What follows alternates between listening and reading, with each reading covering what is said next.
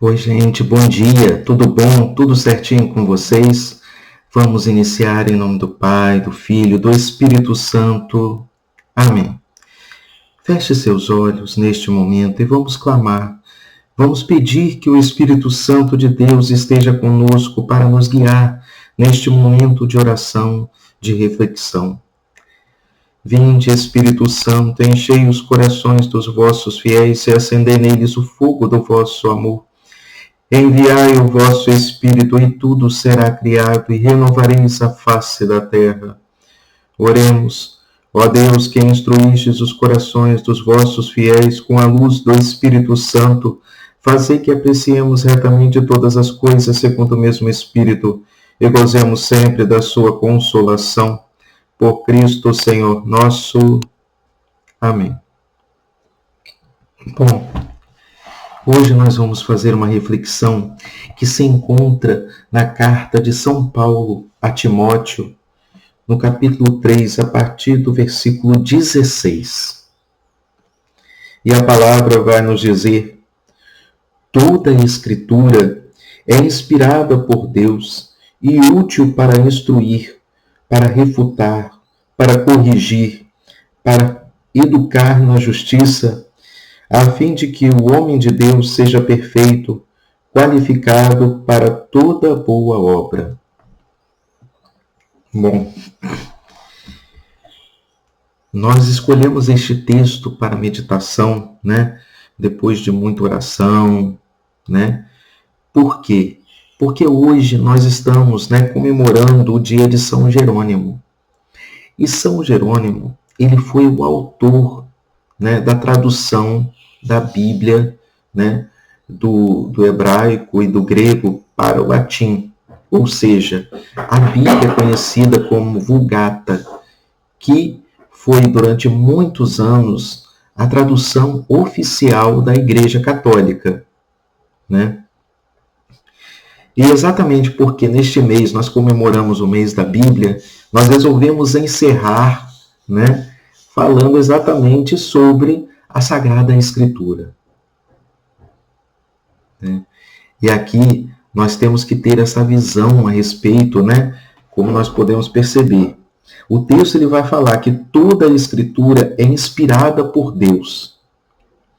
Então a primeira coisa que nós temos que ter em mente, é que a Bíblia, que na verdade não é um único livro, mas é um conjunto de livros, que foi escrito durante muitos anos, num arco mais ou menos, de 1200 a.C. a 100 depois de Cristo, ele é esse conjunto de livros que foi inspirado por Deus, em que vários autores, vários redatores escreveram a Bíblia. E aí nós podemos perceber então que as Sagradas Escrituras, ela possui uma dupla origem. Ela possui uma origem, divina e uma origem humana. Ela é divina, na mensagem que transmite. E ela é humana na forma, na linguagem que foi empregada. Então, a inspiração, ela divina, ela pode ser compreendida como sendo o impulso divino realizado na mente do redator, daquela pessoa que estava ali escrevendo o livro ou o trecho da Sagrada Escritura. No entanto, a individualidade daquela pessoa ainda persistia, de modo que ela tinha o controle do que era escrito. Dessa forma, Deus utilizava-se dos conhecimentos religiosos e profanos dos agiógrafos, como eram denominados os redatores do texto bíblico, para que estes escrevessem a mensagem divina na forma e linguagens humanas. Então nós podemos dizer né, dessa forma, que o autor primário, né, das Sagradas Escrituras é Deus, sendo Ele que dá uniformidade a todo o texto bíblico, bem como também é por meio dele que se garante que o mesmo, né, é isento de qualquer tipo de erro. Então nós temos essa característica da Sagrada Escritura, porque a Sagrada Escritura, né, por ter tido vários redatores, vários escritores diferentes, né, o que garante essa uniformidade do texto, o que garante com que o texto mantenha, né, a veracidade, né, mantenha essa característica de verdade em todo o seu texto, é o fato de que Deus é o autor primário, né? Então isso a gente tem que ver. Mas ao mesmo tempo também, né, nós temos a mão humana. Nós temos o homem que foi lá, né, que tinha os seus próprios conhecimentos religiosos e que Deus utilizou-se desses conhecimentos, né, dos conhecimentos da forma de escrever de cada um, de forma que ele, né, mantinha ali a escrita a respeito da Sagrada Escritura. Então nós temos isso, essa inspiração divina. E essa inspiração divina específica para a Sagrada Escritura, né, ela se encerrou, né, com a morte de João, né, de São João, né, que foi o último redator da Bíblia, porque ele escreveu o Apocalipse, né, enquanto estava na ilha de Patmos, né, por volta do ano 100, né, depois de Cristo.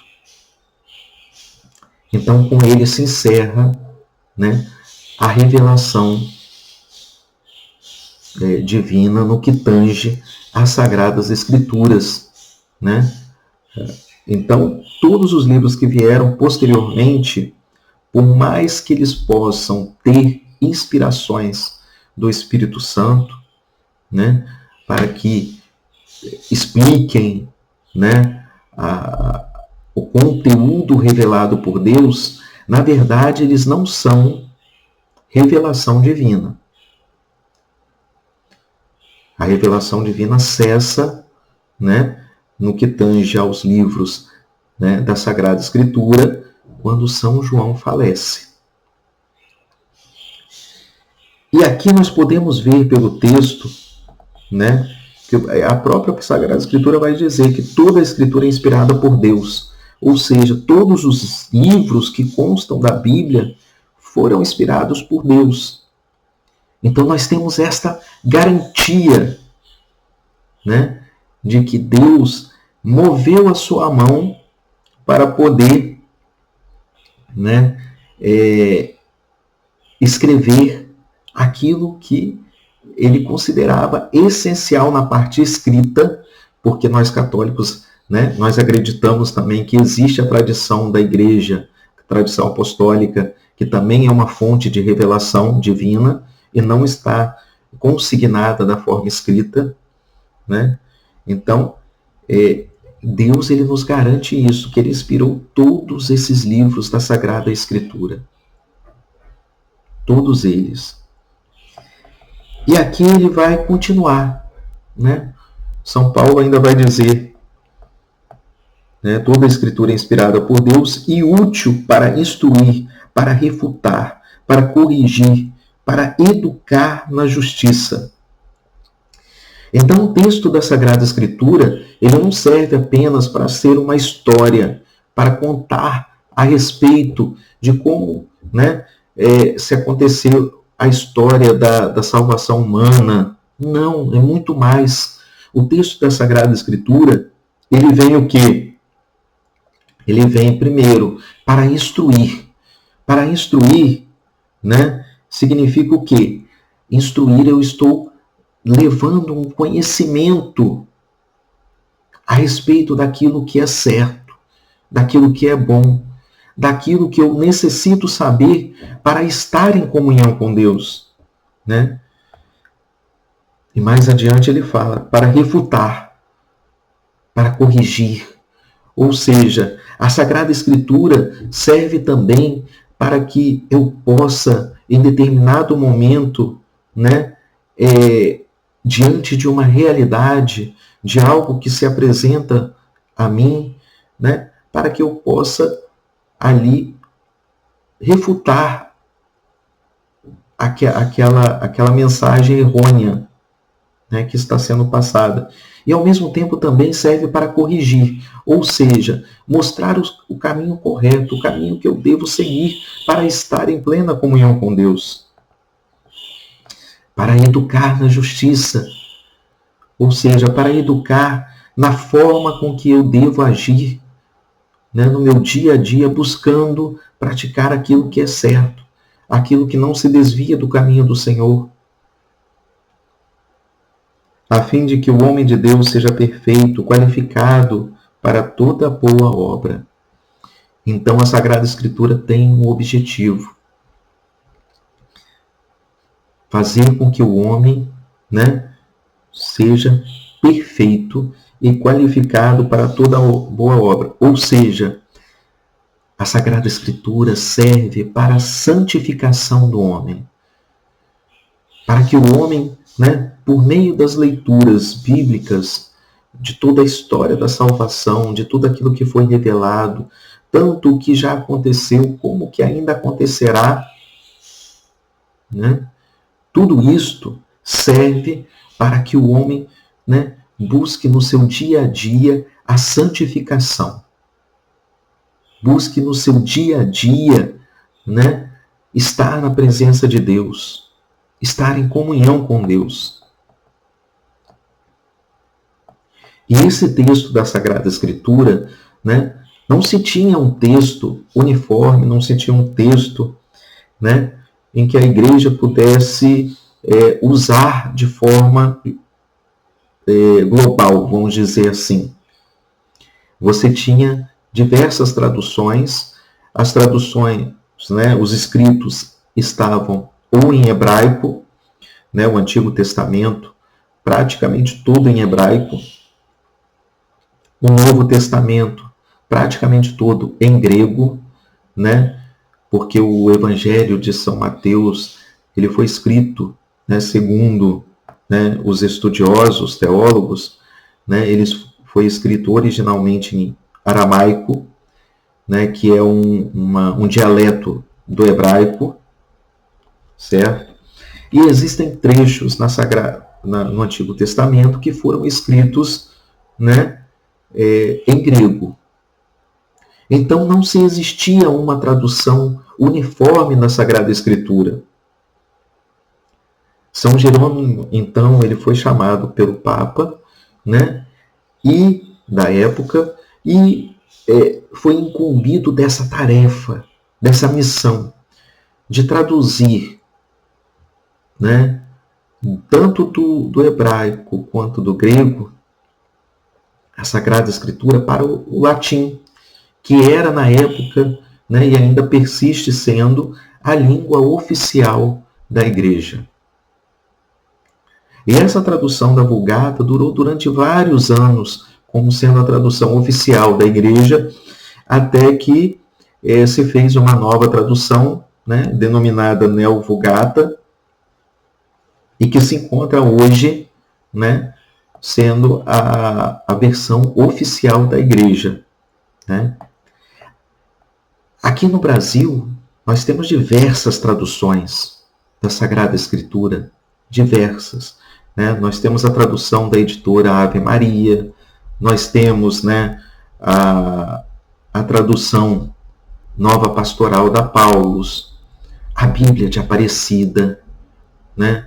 A Bíblia do Peregrino, que é uma tradução de estudo, a TEB, que é uma tradução ecumênica, que também é direcionada para estudo, a Bíblia de Jerusalém, que também é uma Bíblia, né, de estudo, né, e na minha opinião, né, e de vários teólogos, uma das melhores, se não a melhor tradução da Sagrada Escritura, porque ela busca a fidelidade do texto em relação ao original, né? E nós temos também, atualmente, né, a Bíblia da CNBB, que é uma tradução oficial feita para o Brasil, né, pela CNBB,